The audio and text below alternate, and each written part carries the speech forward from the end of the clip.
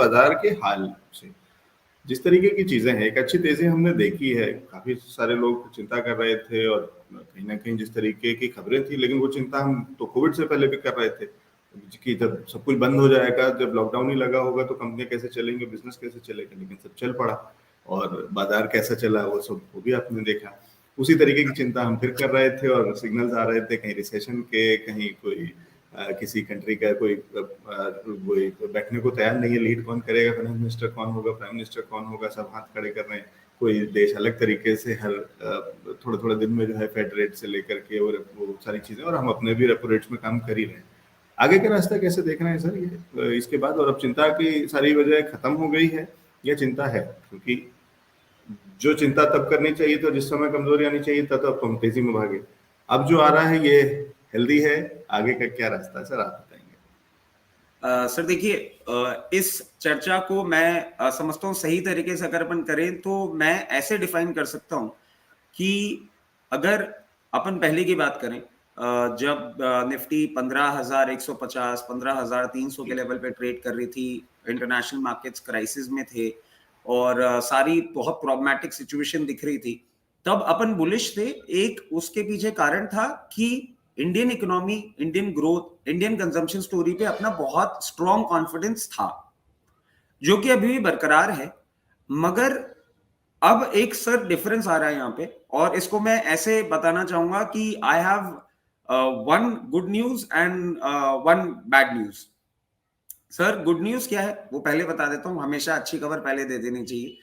कि सर एक वर्ड है जो आज का जेन जी जिसको बोलते हैं, यूज करते हैं, FOMO, fear of missing out. Sir जिन लोगों को निचले लेवल्स पे मार्केट की अंदर बाइंग का मौका नहीं मिला है, उनको फोमो हो गया है।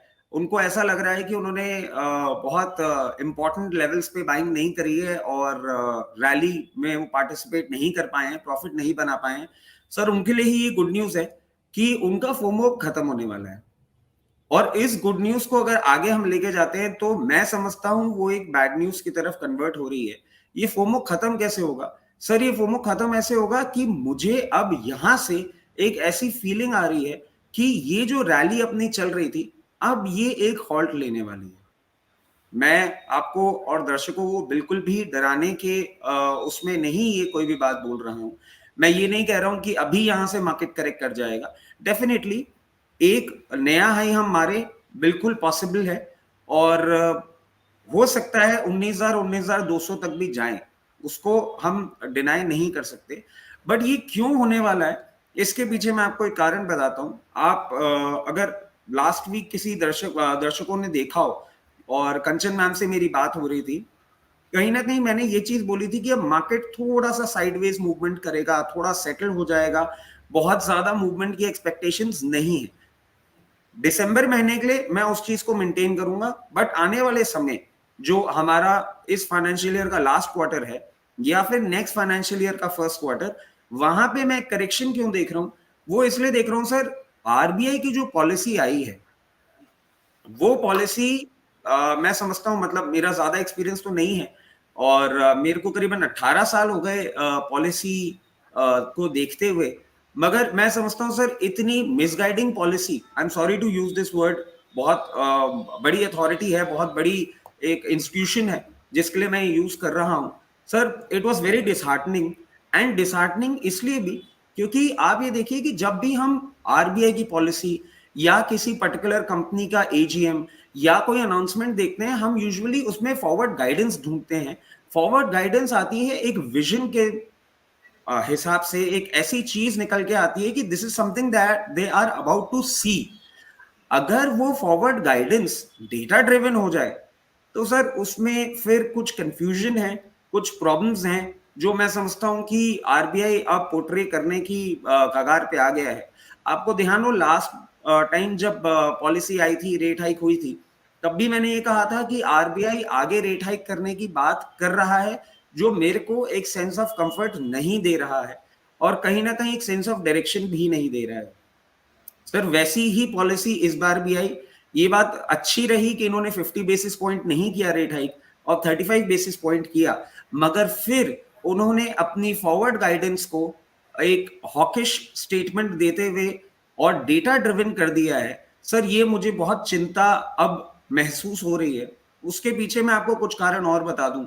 आरबीआई ने अपनी लोन ग्रोथ जो बैंक्स की है उसके ऊपर जो स्टेटमेंट दिया कि लोन ग्रोथ आपकी इंटैक्ट है, सर उसके लिए अब 2-3 चीजें हैं जो अगर आप देखें तो आपको समझ में आ जाएगा कि कितना मिसगाइडिंग है या हम कहाँ गलत हो रहे हैं।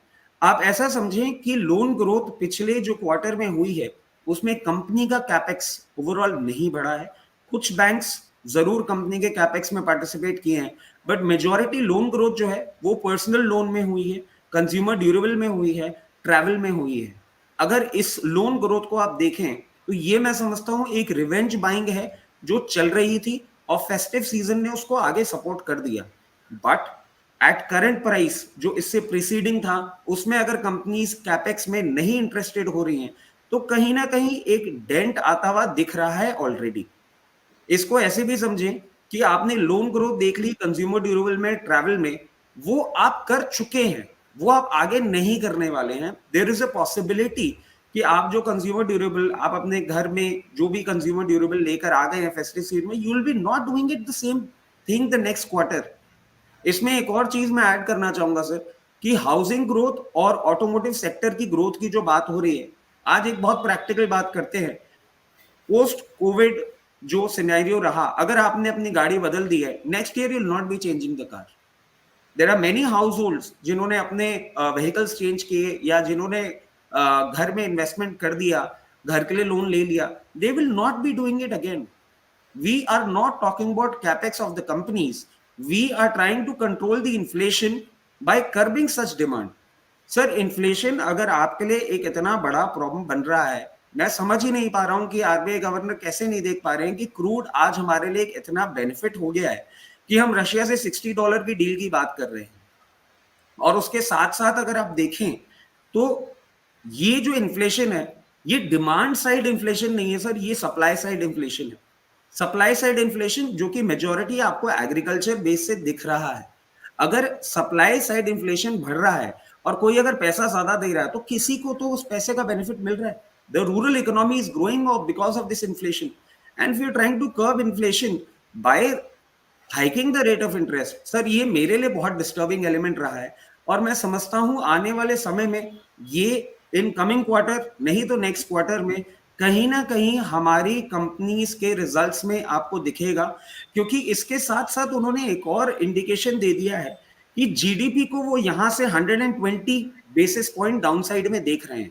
इस स्टेटमेंट का साफ मतलब है कि उन्होंने रेट हाइक किया है, वो कैपेक्स भी देख रहे हैं कि बहुत हेल्दी मैनर में नहीं हो रहा है और जीडीपी में 120 बेसिस पॉइंट का अगर वो डाउनसाइड देख रहे हैं इन कमिंग क्वार्टर्स, मतलब हमारी कंपनीज जो अच्छा परफॉर्म कर रही थी उनके लिए टॉप लाइन अब डिलीवर करना एक प्रॉब्लम हो जाएगा।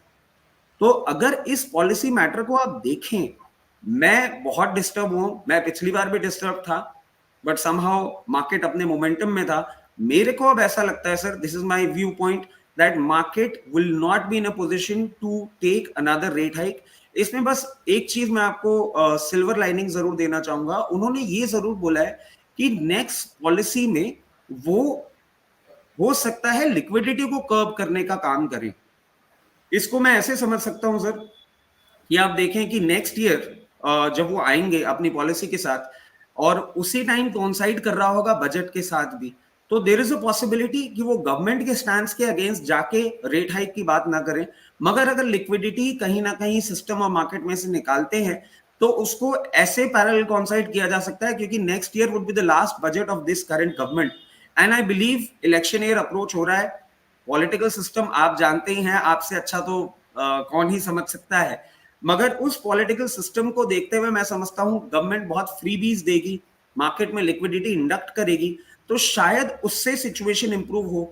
मगर इस पॉलिसी को देखते हुए मैं बहुत ज्यादा विचलित हो गया हूं sir. I am actually not happy the way things are happening now, क्योंकि आप लेकिन इंटरनेशनल एक मिनट रोकना चाहूंगा कि मैं ये नहीं समझ पा रहा हूँ इसमें आपको कौन सी चीज परेशान कर रही है, क्योंकि आरबीआई जब कह रहा है कि चीजें किस तरीके की हैं और उसके हिसाब से क्या स्टेप्स उठाए जा रहे हैं, तो आपको जो स्थिति क्या है वो ठीक नहीं लग रही है या उसके लिए जो स्टेप्स उठाए गए वो ठीक नहीं लग रहे हैं, या दोनों आपस में अलग ही टेंजेंट पे चल रहे हैं? सर बिल्कुल, आपका जो थर्ड पॉइंट है वही है ये, कि दोनों अलग टेंजेंट में ही चल रहे हैं। आप एक चीज समझने की चेष्टा करिए कि इन्फ्लेशन को आप जिस तरीके से कर्व करना चाह रहे हैं, उस तरीके से वो इन्फ्लेशन कर्व नहीं हो सकता। Point number 1। पॉइंट नंबर 2, हमारे लिए जो आज के टाइम इसको एक करके पॉइंट वाइज इसको क्लेरिफाई भी कर लेता हूँ। तो अगर मान लीजिए सरकार कह रही है, आरबीआई कह रही है, और जो कि है कि महंगाई बढ़ी हुई है उसको संभालना है, तो महंगाई को कंट्रोल करने के लिए अगर मैं रेट ऑफ इंटरेस्ट बढ़ाता हूँ और उस रेट ऑफ इंटरेस्ट के बढ़ने से कंजम्पशन कम होता है, तो क्या इन्फ्लेशन कंट्रोल में नहीं आ रहा है यहाँ पे? सर इसमें मैं आपको अब थोड़ा सा और डिटेल दे देता हूं। आप देखिए, इस फाइनेंशियल ईयर में इन्फ्लेशन बढ़ा, इन्फ्लेशन के साथ इन्होंने रेट भी हाइक करना चालू कर दिया। उस रेट हाइक ने आपके कंजम्पशन को डेंट नहीं किया। आज आप देखिए, जिस तरीके से ऑटोमोटिव सेल रही है, जिस तरीके से हाउसिंग नंबर आ रहे हैं, जिस तरीके से और आने वाले समय के लिए ऑटोमोटिव सेल्स की बुकिंग हो रखी है, या जो आपने कंज्यूमर ड्यूरेबल लोन लिए हैं, जो आपने ट्रैवलिंग के लिए लोन लिए हैं, that was not getting impacted by this particular rate hike, because it was a revenge buying. आप 2 साल तक जो नहीं कंजम्पशन कर पा रहे थे, 2 साल तक आप घर में बैठे हुए थे, वो चीज आप कर रहे थे, whatsoever the rate may be, आप उस रेट में एज अ हाउस होल्ड काम कर पा रहे थे। बट मेरा सवाल ये है कि इन बढ़ी हुई रेट्स पे क्या कंपनीज जो कैपेक्स प्लान कर रही हैं वो कर पाएंगी?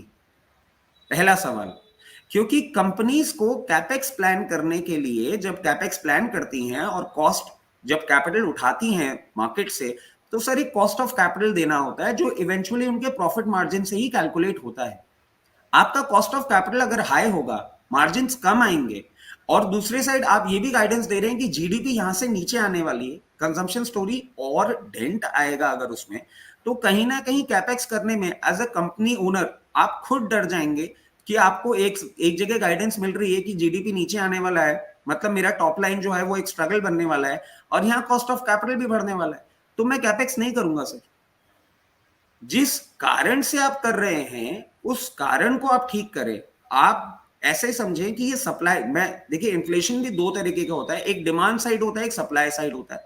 सप्लाई साइड होता है जब कॉस्ट ऑफ रॉ मटेरियल वगैरह बढ़ती है और उसके बाद जब प्राइसिंग इंक्रीज होती है, या जो हमारा एग्रीकल्चर के साइड से अभी आ रहा है, जो भी उनका क्रॉप्स का हालत हो रही है, जो भी हो रही है, उसके कारण से जो ये इन्फ्लेशन इंक्रीज हो रहा है, आप इसको कर्व करने के लिए देखें। ये डिमांड साइड इन्फ्लेशन नहीं है ना सर, ये सप्लाई साइड इन्फ्लेशन है। Why aren't we getting into the core of the story? और एक बेसिक वो ना थंब रूल पे हम चल रहे हैं, इन्फ्लेशन ठीक है बढ़ रहा है, रेट कट कर देते, रेट बढ़ा देते। रेट बढ़ाने से जो प्रॉब्लम्स आने वाले सिस्टम में आ रही हैं वो कोई देखना ही नहीं चाह रहा। हो सकता है कंपनीज को पता हो कि बाकी राइट ऑफ के भरोसे भी रह सकते हैं आप आगे चल करके। सर ये देखिए, आई होप दिनेश सर नहीं हो यहाँ पे, वरना अभी वो कुछ जरूर कमेंट करेंगे। बट सर समहाउ, क्योंकि देखिए आज आप किसी भी कंपनी, लाइक आप एक मीडिया इंडस्ट्री में हैं, एंड आई एम श्योर आप एजीएम्स देखते होंगे और उसमें या रिजल्ट्स का डिटेल्स देखते होंगे, उसमें एक फॉरवर्ड गाइडेंस आती है सर। उसमें कोई ये नहीं बोलता कि if A happens then we will react by D, and if B happens then we will react by C. नहीं, आपको एक गाइडेंस मिलती है, आपको बताया जाता है कि आने वाले सिचुएशन में क्या होने वाला है और हम उसको कैसे काउंटर करने वाले हैं। आप कभी भी जब फॉरवर्ड गाइडेंस देते हैं तो आप ये नहीं बोलते हैं कि अगर ऐसा हो जाएगा तो मैं ऐसा कर लूंगा और ऐसा हो जाएगा तो मैं ऐसा कर लूंगा। And coming from an institution, such big institution, आपके कंट्री का सेंट्रल बैंक है, वही अगर आपको फॉरवर्ड गाइडेंस देने में कंफ्यूजन दे रहा हो, तो कहीं ना कहीं इकोनॉमी और उनकी गाइडेंस का जो तालमेल है, मुझे वो नहीं होता हुआ दिख रहा sir. I was to dishearten, and somehow I believe कि अब यहां से इन प्रॉब्लम्स के चलते मार्केट एक करेक्टिव फेज में जाएगा ही जाएगा। लेकिन मैं इसको वैसे देखता हूँ रचित सर कि ये ट्रिकल डाउन इफेक्ट है, ऊपर से चीजें चलती हैं। मैं जैसे अपनी कंपनी के अंदर में चीजों को करता हूँ, ये सोचता हूँ, मेरे टीम, मेरे कलीग्स, मेरे नीचे के सबऑर्डिनेट, वो भी कहीं ना कहीं उसी को फॉलो करते हैं। तो और इस समय जो चीजें चल रही हैं उसमें बहुत कुछ अनसेड चल रहा है। तो जिन चीजों की आप बात कर रहे हैं, या जब कंपनी फॉरवर्ड गाइडेंस देती है तो उसके साथ में ये क्या क्या चीजें बताती है, और अगर अब ऐसी कोई चीजें करनी है या हो सकती हैं जो कि नहीं बताई जा सकती, तो फिर अनसेड रूल्स के हिसाब से फिर ना गाइडेंस में आएगा ना कुछ है, क्योंकि वो मुझे पता है। तो ये हमारे घोषणा पत्र से लेकर के और बहुत सारी चीजों तक नीचे तक जाता है कि अगर वहां पे मैं कह रहा हूँ सबका साथ और सबका विकास का मतलब ये जरूरी नहीं कि सब में सब आते हैं, 125 करोड़ आते हैं, पता नहीं हो सकता 2-4-5% नहीं आते हैं उस लिस्ट में, लेकिन वो हम वहां पे लिखते नहीं है। तो वो वाला भी डिफरेंस है, उसको कैसे आप करेंगे। और बाकी दिनेश जी ने कह दिया है कि वो है यहाँ पे सुन रहे हैं, तो इसलिए सावधान रहिएगा।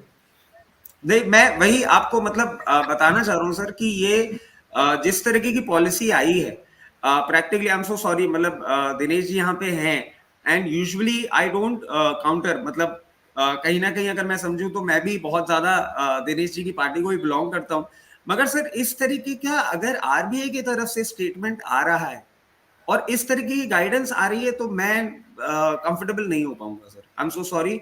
क्योंकि हमारा काम है सबको प्रैक्टिकली बताना कि हम क्या देख रहे हैं and this is our part of the job. तो मैं कहीं ना कहीं समझता हूँ सर ये सिचुएशन एक अच्छे डायरेक्शन में तो नहीं जा रही है, और आप ठीक है, जरूर अपनी। लेकिन मैं उनको वो देता हूँ कि आरबीआई की बात सिर्फ अकेले की नहीं है। वो बेनिफिट ऑफ डाउट इसलिए दे सकते हैं क्योंकि कंपल्शंस भी हैं, कंस्ट्रेंट्स भी हैं, पीछे से भी बहुत सारी चीजें हो सकती हैं, होंगी, क्योंकि वो सिनेरियो वही जहाँ पे हम चर्चा कर रहे थे कि कौन सा साल है, साल का कौन सा महीना है, अभी कौन से इलेक्शन आए हैं और वहां से क्या सिग्नल्स आए हैं, कितने स्टेट्स आपके हाथ से निकल रहे हैं, आगे की चीजें कितनी चिंता का विषय हो सकता है, चाहे वो एंटी इनकम्बेंसी कह लीजिए, चाहे बहुत सारी और चीजें कह लीजिए। तो कहीं ना कहीं अब जवाब देना मुश्किल हो जाएगा कि जब 10 साल बाद आप कैसे कहेंगे कि नहीं चीजें इसलिए नहीं हो पाई क्योंकि, तो हर बार आप वही नहीं चलेगा कि नहीं ये तो 60 साल का और 70 साल का पुराना गंदगी है, उसको साफ करने में थोड़ा तो टाइम लगेगा। अरे 5 साल लग गया, एक बार दे दिया ठीक है, 10वें साल लग जाएंगे, उसके बाद भी नहीं सफाई हुई, तो इसका मतलब तो फिर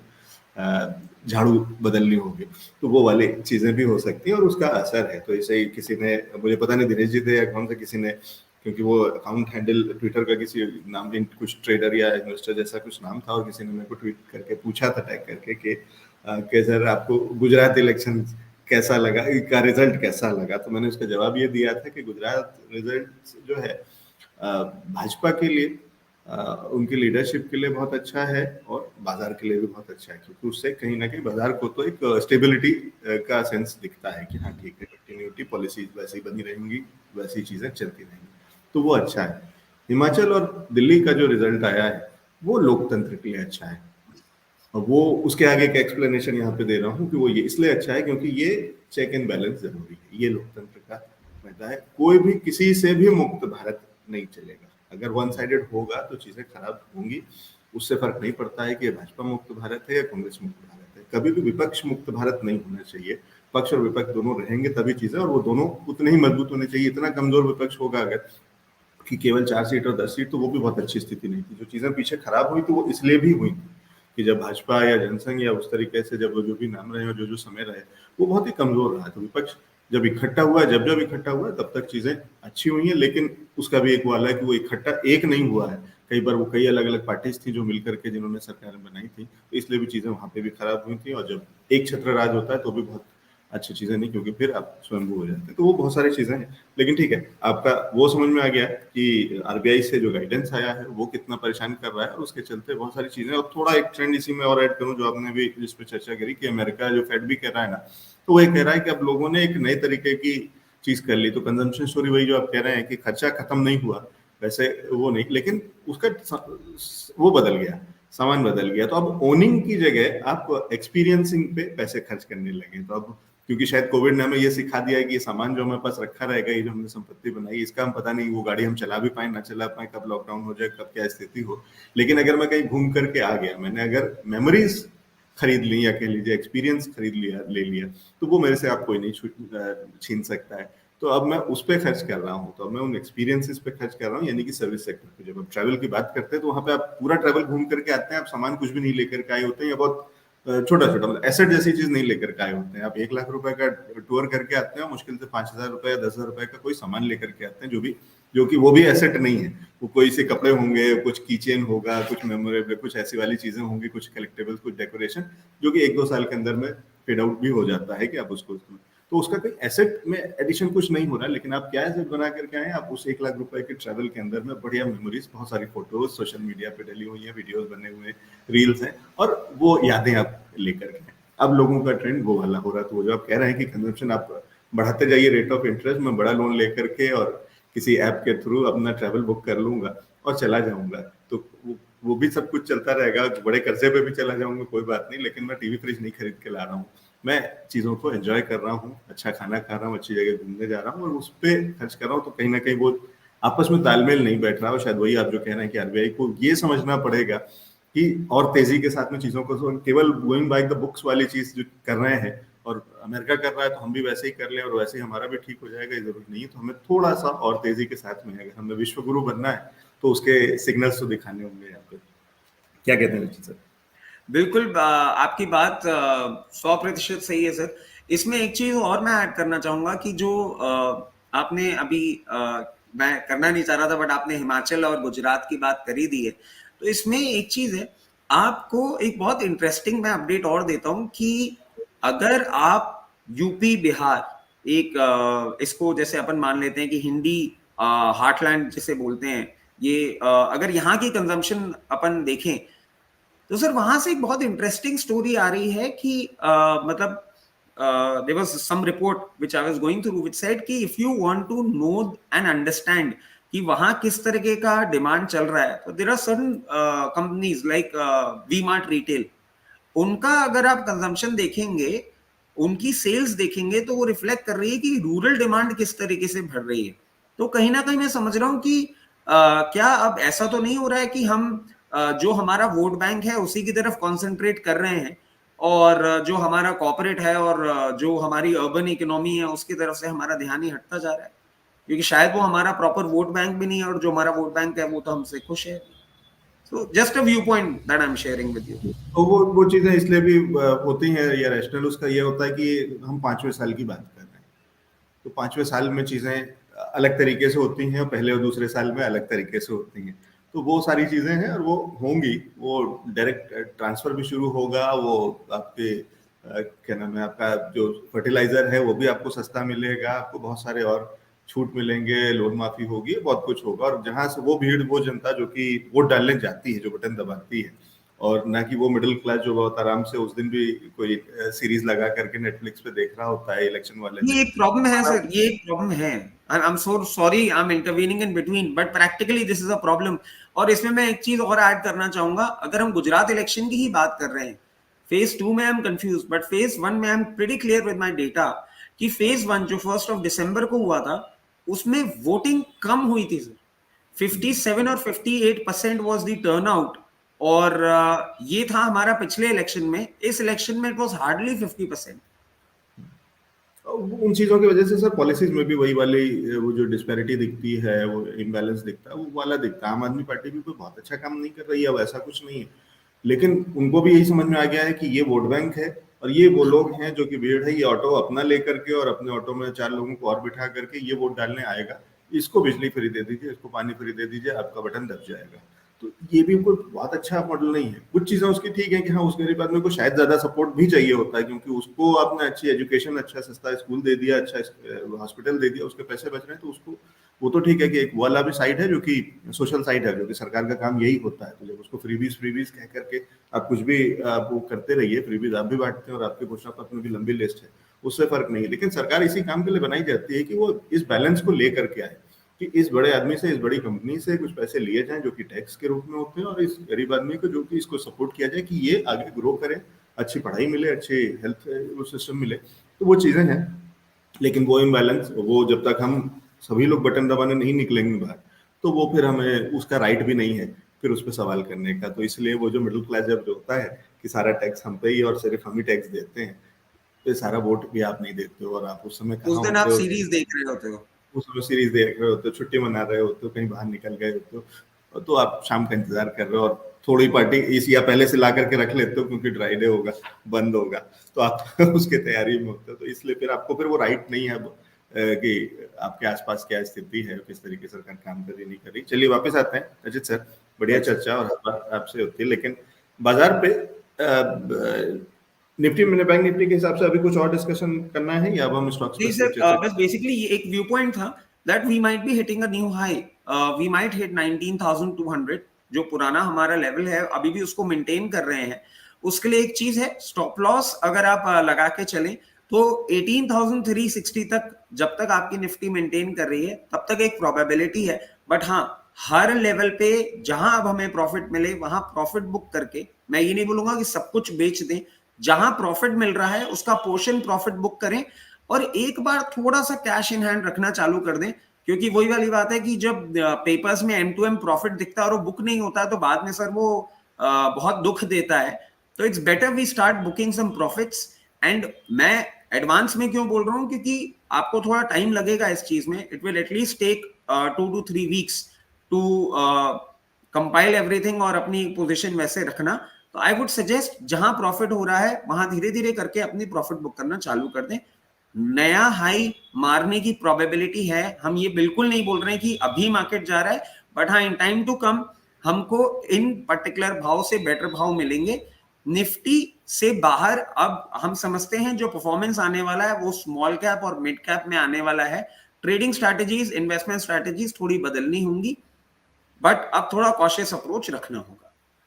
ठीक है, तो कॉशियस अप्रोच रखना होगा और उसके लिए फैक्टर्स बहुत सारे बहुत जगहों से आ रहे हैं, चाहे वो डोमेस्टिक आ रहे हों, चाहे वो इंटरनेशनल आ रहे हों, चाहे वो पॉलिटिकल आ रहे हों और चाहे वो कॉर्पोरेट आ रहे हों। तो सब चीज़ों पे नज़र रखनी है और वो बताते चल रहे हैं।